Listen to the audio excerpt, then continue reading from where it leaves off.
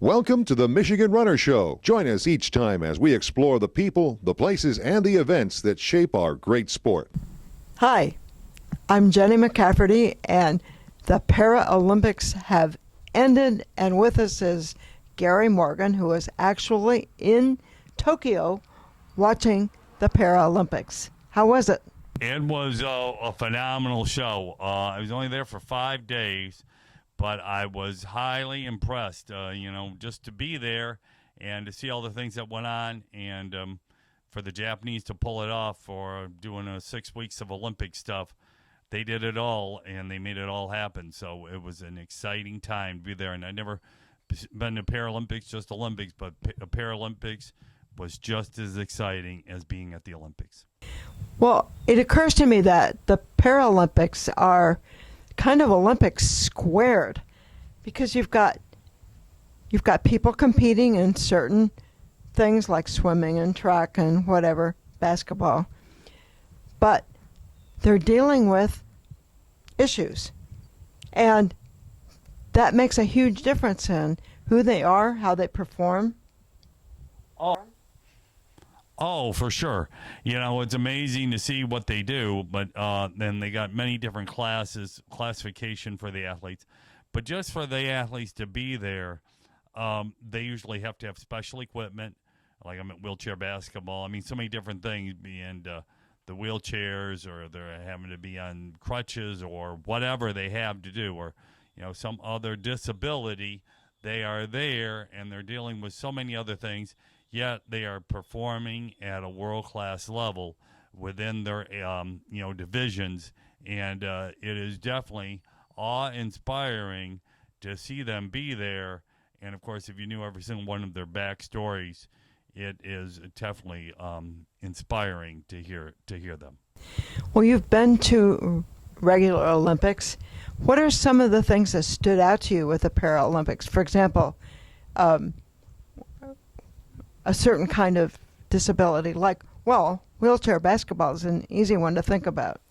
Well, number one, they've just got to have, they're kind of tied into their chairs there, but they all have to have chair, a wheelchair, and it's special. It's a special chair, not something when you get to the hospital. So they have to have special chairs. And I'm at the game, and then I'm seeing them having to fix the chairs, or fix the wheels on them. Oh, wow. So they got a semi-mechanic there fixing one of the wheelchairs during the game, and I'm kind of like, okay, this isn't the NBA or college basketball. That sounds like the Indy 500. Right. They're having to fix a chair, and they do a few things, pop it back up, and they're ready to roll again. And I saw many of them fall, and these guys know how to pop them. They'll fall down. They'll pop themselves right back up within 5 seconds, and they're right back in the game. They have strong arms, don't they? Incredibly, and you still, for being in those wheelchairs, they've got incredible balance, because they might fall or something, but then they're almost ready to fall. They're able to maintain it, and that was amazing to watch. What are some of the other interesting things you saw at the Paralympics? The one I kind of got a kick out of was the 100-meter dash with the wheelchairs.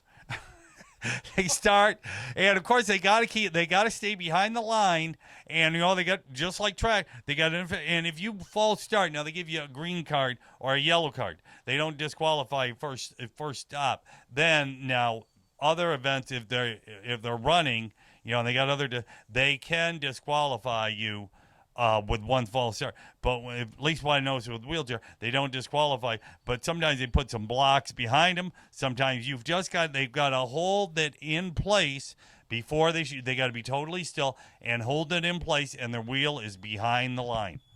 It was interesting. It was exciting to watch. I mean, they held them there for a long time. They just didn't. Yeah, they held them for. Well, they clearly have to stay in a lane. Yeah. Yeah, they have to stay in lanes too. They like a 400, let's say a 400 or 100, they got to stay in a lane. They're under the same track rules as runners. Wow, that's pretty cool. It was phenomenal. It was, I went to the para trials, and I didn't, but here I was able to watch the whole thing. It was exciting to watch. It sounds like it. Yes. So you've seen regular Olympics, Paralympics, and What's one thing you would leave people with in terms of the Paralympics? Well, you're going to see things that are different. You're going to see athletes who, need help to do things to get to the starting line. But once they're competing, it's just about them. But when you go to the you're going to see them do a lot, and their setup time is different. I went to swimming. I'm watching some of the athletes who, maybe they don't have limbs. Well, they have to take them out of their wheelchair and put them up on the stand. Or if they're going to do another event, they help them in the water and hold them there until the gun goes off.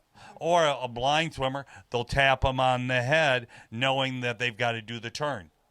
Why? Because I went to 4 different venues. I went to the Olympic Stadium for track and field. I went to the Aquatic Center for swimming. I went to table tennis, and then I went over to the arena for basketball, wheelchair basketball. Okay, wow, that's pretty exciting. Oh yeah, it was something. I mean, every event had its uniqueness, to say the least. And there's many other places, but that's all I could get in 5 days. But That's all he could get in 5 days. Gary, thank you for reporting from the Tokyo Paralympics.